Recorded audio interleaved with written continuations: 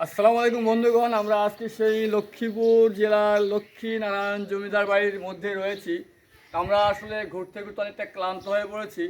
তো এই ক্লান্তর পক্ষে আমার সঙ্গে আমার সতীর্থ ভাই আছেন। তো আমরা এক গুপ্ত স্থানের সন্ধান পেয়েছি। তো আপনাদেরকে আমরা এখন সেই গুপ্ত স্থানের সন্ধানে যাওয়ার চেষ্টা করবো। দেখি গুপ্ত স্থানে আমরা কিছু পাই না, কিন্তু ভাই চলুন আমরা একটু সেই গুপ্ত স্থানে ঢোকার চেষ্টা করি। আপনারা দেখতে পাচ্ছেন খুবই ঘন অন্ধকারাচ্ছন্ন এই জায়গাটুকু, আসলে খুব ভয়ঙ্কর জায়গা। এখানে অনেক কিছুই থাকার সম্ভাবনা রয়েছে। আপনারা দেখতে পাচ্ছেন আমরা মোবাইল আমাদের কিছু টের পাচ্ছি না, আমরা আরও যাওয়ার চেষ্টা করছি। আমাদের ক্যামেরাম্যান আসলে পিছনে পড়ে গেছেন, উনি যাইতেও ভয় করতেছেন।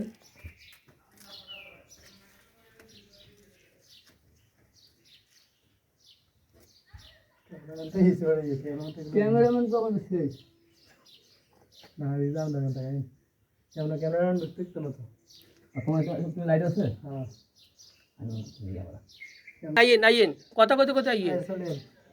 তো আমরা সেই গুপ্ত স্থানে যা দেখলাম, আসলে ওখানে এমনই অন্ধকার, এই অন্ধকারে আমাদের সাহসে আর কুলাচ্ছে না।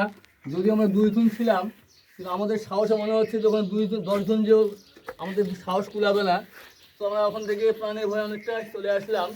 আপনারা যারা আসবেন এই জায়গাটা অবশ্যই দেখবেন ইনশাআল্লাহ। আসসালামু আলাইকুম। সমস্যা নেই।